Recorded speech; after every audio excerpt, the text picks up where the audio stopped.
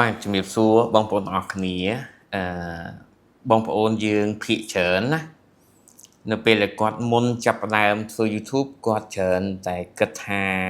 ចាំឲ្យគាត់នឹងមានសម្ភារៈមាន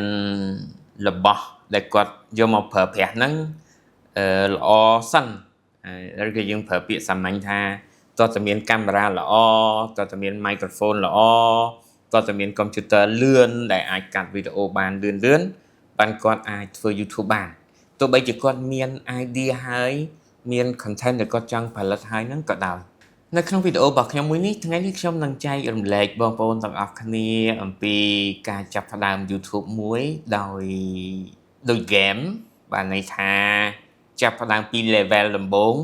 រហូតដល់ top level បងប្អូនដឹងទេថានៅពេលដែលខ្ញុំចាប់ផ្ដើម channel YouTube ខ្ញុំដំបូងនៅក្នុង channel ធំនេះហ្មងណាខ្ញុំចាប់ផ្ដើមមកគឺខ្ញុំប្រើ iPhone 7 Plus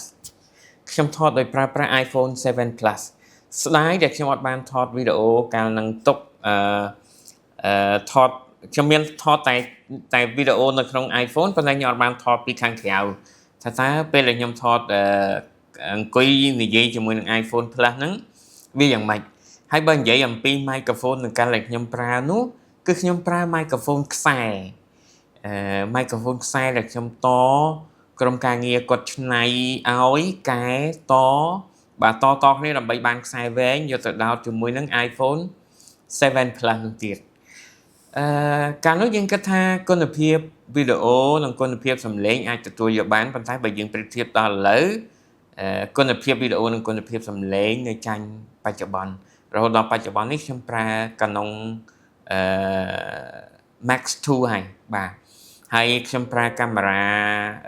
Holy Lens សម្រាប់ដូចបងប្អូនទាំងអស់គ្នាឃើញអញ្ចឹងនិយាយទៅmicrophone បាទ microphone ខ្ញុំប្រើ Holy Lens ដូចអ្នកនរគ្នាឃើញអញ្ចឹងគឺពេលខ្លះវីដេអូរបស់ខ្ញុំប្រើ microphone ធំបាទ microphone នេះបាទ microphone ធំដែលខ្ញុំ record នេះពេលខ្លះខ្ញុំប្រើជាមួយនឹងHoly Lens ពេលខ្លះខ្ញុំប្រើជាមួយនឹង microphone របស់ចិនមួយ20រៀលជាងហ្នឹងក៏ខ្ញុំប្រើដែរបាទឲ្យតែពេលណាដែលខ្ញុំនឹកឃើញថាខ្ញុំចង់ថតវីដេអូត្រឡប់មករឿងរបស់យើងវិញថ្ងៃនេះខ្ញុំចែករំលែកបងប្អូនអរគ្នាពីចំណុចចាប់ផ្ដើមខ្លះគ្រាន់តែជាការលើកទឹកចិត្តបងប្អូនអរគ្នាកុំឲ្យភ័យខ្លាចនៅក្នុងការចាប់ផ្ដើម YouTube តែប៉ុណ្ណឹងហើយសម្រាប់បងប្អូនថ្មីដែលអត់ទាន់បាន Subscribe Channel របស់ខ្ញុំបងប្អូនអាច Subscribe Channel របស់ខ្ញុំអាច Follow Page របស់ខ្ញុំដើម្បីទទួលបាននូវវីដេអូថ្មីពីខ្ញុំចំណុចដំបូងដែលខ្ញុំចង់ឲ្យបងប្អូនទាំងអស់គ្នាចាប់ផ្ដើមដំបូងមុនគេគឺថតវីដេអូកាត់វីដេអូហើយនឹងផុសវីដេអូបងប្អូនទាំងអស់គ្នាត្រូវតែចាប់ផ្ដើមចំណុចនេះឲ្យបានមុនគេត្រូវតែធ្វើឲ្យបានមុនគេពីព្រោះអ្នកនរគ្នាបើកហាងមួយអ្នកនរគ្នាត្រូវមានផលិតផលលក់ត្រូវមាន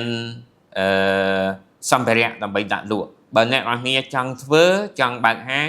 ចង់ធ្វើ YouTube ហើយអ្នកនរគ្នាអត់មានវីដេអូវាជារឿងដែលលំបាកបំផុតមានបងប្អូនយើងមួយចំនួនក៏ទិញវីដេអូគេខ្ញុំមិននិយាយពីទូទៅទេប៉ុន្តែខ្ញុំនឹងជួបរឿងច្រើនដែលតាក់ទងការទិញវីដេអូគេឬក៏ជួលគេឲ្យថតឲ្យហើយដល់ពេលយកមកផុសមកវាជាប់ review content ឬក៏ជាប់ copyright អីអាហ្នឹងតាក់ទងជាមួយនឹងបងប្អូនទាំងអស់គ្នាដែលភាពទទួលខុសត្រូវរបស់បងប្អូនទាំងអស់គ្នាប៉ុន្តែសម្រាប់ខ្ញុំបើវីដេអូដែលខ្ញុំអត់បានថតផ្ទាល់ដោយខ្លួនឯងគឺខ្ញុំមិនផុសនៅក្នុង YouTube របស់ខ្ញុំទេសូម្បីតែ channel របស់ចាបខៀវចាបក្រហមដែលគាត់សម្ភាសដែលខ្ញុំធ្វើបទសម្ភាសនៅហ្នឹងក៏ខ្ញុំអត់ផុសនៅក្នុង channel របស់ខ្ញុំដែរពីព្រោះអាហ្នឹងគឺជាកម្មសិទ្ធិបញ្ញារបស់ពួកគាត់បាទធ្វើបាត់តែនៅក្នុងហ្នឹងជាវីដេអូរបស់ខ្ញុំមែនជាការសម្ភាសនៅរូបខ្ញុំមែនប៉ុន្តែខ្ញុំមិនយកមកផុសនៅក្នុង channel របស់ខ្ញុំទេពីព្រោះវីដេអូដែលខ្ញុំមិនបានថតឲ្យផ្ទាល់គឺខ្ញុំមិនផុសបាទខ្ញុំមិនអាប់ឡូតទេអញ្ចឹងនៅក្នុងចំណុចនេះខ្ញុំចង់ឲ្យបងប្អូនទាំងអស់គ្នាធម្មតាកន្លែងហ្នឹងអ្នកនរគ្នាច្បាស់ជាមាន Gmail ហើយបាទ Gmail មាន channel ហើយបើអ្នកនរគ្នាអត់ទាន់មានទៀតទៅមើលវីដេអូរបស់ខ្ញុំមុនអ្នកនរគ្នាត្រូវមានទី1អ្នកនរគ្នាត្រូវមាន channel អ្នកនរគ្នាត្រូវថតវីដេអូផុសវីដេអូដំបូងរបស់បងប្អូនទាំងអស់គ្នា ជាមុនសិនដើម្បីឲ្យអ្នកនរគ្នាអាចបន្តដំណើរទៅមុខទៀតអញ្ចឹងនៅក្នុងការផុសវីដេអូដំបូងអ្នកនរគ្នាត្រូវមានទី1ត្រូវមានទំនុកចិត្តនៅលើវីដេអូរបស់យើងអ្នកនរគ្នាត្រូវផ្ដោតទៅលើភាពរីកចម្រើននិងការរីកចម្រើននៃវីដេអូរបស់យើងអ្នកនរគ្នាត្រូវច្បាស់លាស់ទៅលើ content របស់បងប្អូនអ្នកគ្នាតើ content របស់បងប្អូនអ្នកគ្នាចង់និយាយពីអីមាតិការបស់បងប្អូនអ្នកគ្នាចង់និយាយពីអីនោះឯងដែលធ្វើឲ្យ channel YouTube របស់បងប្អូនអ្នកគ្នាហ្នឹងវា grow ឡើងវារីកចម្រើនឡើងវាមាន view មិនថាអ្នកនរគ្នាធ្វើ view ក្នុងស្រុកឬក៏ view ក្រៅស្រុកទេបាទក៏សូមអធិស្ឋានដែរបើសិនជាខ្ញុំនិយាយទៅមានការលើសលួសដល់បងប្អូនអ្នកគ្នាហើយខ្ញុំនិយាយនេះមិនមែនគ្រប់ content គ្រប់វីដេអូទាំងអស់ធ្វើទៅតាមវិធីសាស្ត្ររបស់ខ្ញុំហ្នឹងដឹងតែជោគជ័យទេខ្ញុំនិយាយទៅគឺបើសិនជាចំណុចណាល្អដែលប៉ះទៅនឹង content បងប្អូនអ្នកគ្នាអ្នកនរគ្នាអាចយកវាទៅប្រើទៅអ្នកនរគ្នាអាចគិតពិចារណាទៅបើសិនជាមិនប៉ះចាំបងប្អូនអ្នកគ្នាទេអ្នកនរគ្នាក៏អូសរំលងចោលទៅបាទចំណុចទី2ខ្ញុំឃើញបងប្អូនអ្នកគ្នាភាគច្រើនផ្ដោតទៅលើគុណភាពវីដេអូត្រូវហើយគុណភាពវីដេអូវាសំខាន់ហើយ 4K កម្រិតច្បាស់ប៉ុន្តែបងប្អូនអ្នកគ្នាភ្លេចគិតអំពី audio ភ្លេចគិតអំពីសំឡេងអ្នកនរគ្នាដែលឃើញទេ channel YouTube មួយចំនួនគេអត់សូវផ្ដោតទៅលើរូបភាពទេគេផ្ដោតទៅលើសំឡេង ASMR សំឡេងគឺជាសោតន្ត្រីអារម្មណ៍មួយដែលធ្វើឲ្យអ្នកស្ដាប់នឹងមានភាពទាក់ទាញកាលណាសំឡេងរបស់យើងល្អសំឡេងងុំសំឡេងពីរោះសំឡេងស្រួយល្អធ្វើឲ្យអ្នកស្ដាប់ក៏ជក់ចិត្តដែរអាហ្នឹងជាចំណុចទី2ដែលបងប្អូនអ្នកនាងត្រូវតែយកចិត្តទុកដាក់ចំណុចទី3អ្នកនរគ្នាត្រូវចេះ search មើលរកមើលនៅលើ YouTube អ្នកនរគ្នាដឹងទេថា YouTube គឺជា search engine គឺជាម៉ាស៊ីនសម្រាប់ស្វែងរកស្រាវជ្រាវលំដាប់ទី2បន្ទាប់ពី Google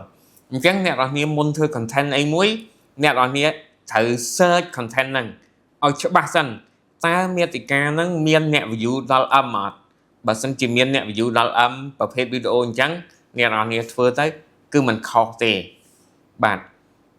ហើយចំណុចទី4បន្ទាប់ពីអ្នកនរគ្នា search ឃើញរបស់គេហើយណាបន្ទាប់ពីចំណុចទី3ទៅចំណុចទី4បន្ទាប់ពីអ្នកនរគ្នា search ឃើញរបស់គេហើយបងប្អូនទាំងអស់គ្នាអាច copy យកមក copy taste not copy paste មិន copy របស់គេទាំងស្រុងហើយយករបស់គេយកមកធ្វើតាមគេទាំងស្រុងទេអត់ទេ copy របស់គេមកទាំងស្រុងក៏ប៉ុន្តែអ្នកទាំងអស់គ្នាសំទោសខ្ញុំនិយាយថាទាំងស្រុងអត់ត្រូវទេ copy របស់គេមើលរបស់គេចម្លងរបស់គេមកឲ្យស្គាល់រសជាតិឲ្យយល់ហើយចាប់ផ្ដើមផលិតវាចេញជារបស់យើងនៅលើបណ្ដាញសង្គមនេះបើសិនជាខ្ញុំមើលភាគច្រើនគឺ copy គ្នាបាទ copy ពីគ្នាទៅវិញទៅមកប៉ុន្តែការ copy ការចម្លងនោះគឺជាការចម្លងដោយភាពច្នៃប្រឌិតមិនមែនចម្លងកម្មសិទ្ធិបញ្ញាទេបាទប្រញាប់ណាកន្លែងហ្នឹងខ្ញុំញែកឲ្យច្បាស់ណាខ្ញុំអត់និយាយអំពីចម្លងកម្មសិទ្ធិបញ្ញាទេខ្ញុំនិយាយអំពីចម្លងនៅផ្នត់គំនិតយកមកច្នៃប្រឌិតបាទអ្នកនរគ្នាមិនបាច់មើលអីទេអ្នកនរគ្នាមើលតែឡានមួយថ្ងៃទៅមិនចម្លងគ្នា copy គ្នាទៅវិញទៅមកប៉ុន្តែយកទៅគេច្នៃម៉ូដច្នៃអីទៅឲ្យវាទៅជាmodel ផ្សេងម៉ូដផ្សេងចឹងទៅបាទនេះខ្ញុំនិយាយពី copy and taste not copy and paste បាទហើយមួយទៀត copy and paste ដែរ download វីដេអូខ្ញុំយកទៅផុសជាប់ copyright អាហ្នឹងក៏ copy and paste ដែរហាមធ្វើកុំចម្លងវីដេអូរបស់គេយកមកផាសវីដេអូរបស់គេទាំងស្រុងបាទចំណុចសំខាន់ទី5មួយទៀតអ្នកនរគ្នាដឹងថា content របស់អ្នកនរគ្នាគឺជា king មាតិកាហ្នឹងគឺជាស្ដេចប៉ុន្តែ marketing គឺជា queen ណាយើងនិយាយថាការធ្វើទីផ្សារគឺជាម្ចាស់ស្ត្រីបើសិនជា YouTube អត់រុញវីដេអូរបស់យើងទេនោះវីដេអូរបស់យើងមិនអាចផ្ទុះបានទេមិនអាចមានអ្នកមើលច្រើនបានទេមិនអាចមាន view ដល់ KK បានទេអញ្ចឹងថ្ងៃនេះខ្ញុំលើក 3T បាទអក្សរ T 3ដែលជាភាសាអង់គ្លេសដែលខ្ញុំនឹងបក ជាភាសាខ្មែរហើយសូមអធិស្ឋានបើសិនជាបងប្អូនយើងភាសាអង់គ្លេសនៅមានកម្រិតអីខ្ញុំនិយាយលាយគ្នាអញ្ចឹងអីក៏សូមអធិស្ឋានផង 3T នោះវាមាន topic នៃវីដេអូរបស់យើងវាមាន title ចំណងជើងវីដេអូរបស់យើងវាមាន thumbnail អាហ្នឹងវាដូចជាក្រែមម្សៅសម្រាប់យើងលាបមុខសម្លៀកបំពាក់យើងស្លៀកពាក់ឲ្យបានស្អាតបាតមើលទៅវាថ្លៃថ្នូរដែលអ្នកដតីគេចោមរោមដែរបាទអញ្ចឹង topic ហ្នឹងឲ្យច្បាស់តើវីដេអូរបស់យើង topic អីឆ្លើយតបទៅនឹងតម្រូវការរបស់ viewer យើងអត់ទី2ចំណងជើងតើចំណងជើងយើងមានភាពតាក់ទាញទេ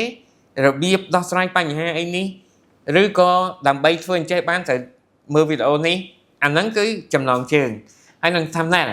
តើ thumbnail របស់យើងបាន design តាក់ទាញភ្នែកទេអ្នកនរគ្នាសុំមើលខាងក្រោយរបស់ខ្ញុំណាខ្ញុំគ្រាន់តែខ្ញុំ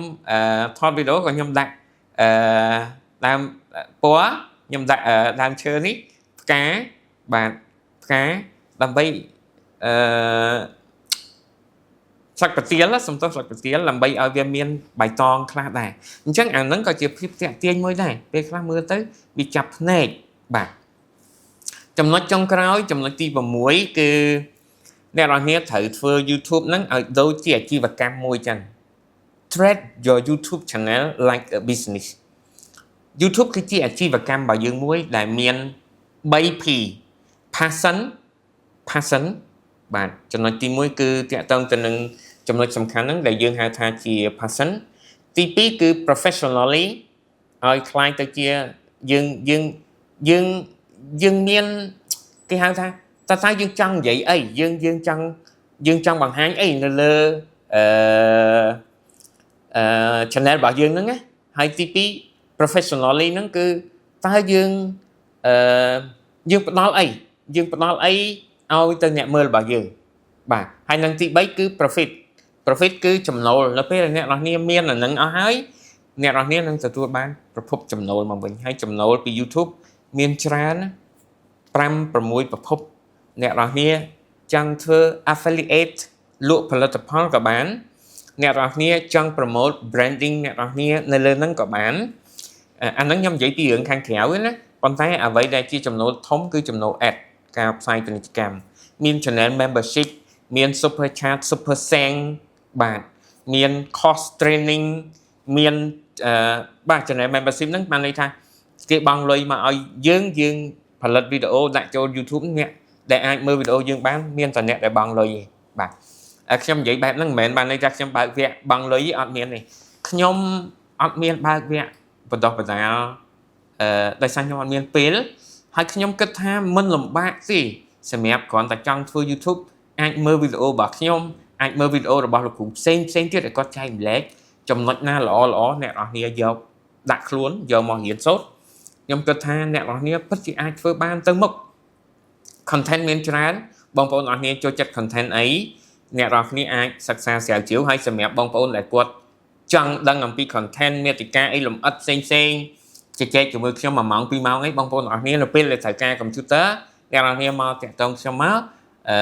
ខ្ញុំនឹងលៃពេលដើម្បីជួបបងប្អូនអរគ្នា1ម៉ោង2ម៉ោងដើម្បីពន្យល់អ្នកនរគ្នាឲ្យកាន់តែលម្អិតទៀតពាក់ព័ន្ធជាមួយនឹងមាតិកាណាដែលអ្នកនរគ្នាចូលចិត្តនិងចង់ធ្វើបាទចុងក្រោយក៏សូមអរគុណបងប្អូនទាំងអស់គ្នាហើយខ្ញុំសរុបមកវិញ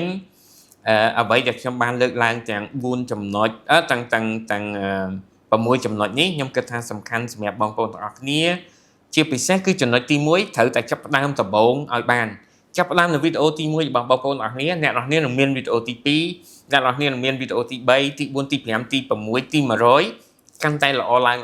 គុណភាពសំឡេងគុណភាពវីដេអូអ្នកនរគ្នានឹង upgrade នៅពេលអ្នកនរគ្នាមានចំណូលវិលមកវិញអរគុណអ្នកនរគ្នាជួបខ្ញុំនៅវីដេអូរបស់ខ្ញុំថ្មីបន្តទៀតជំរាបលា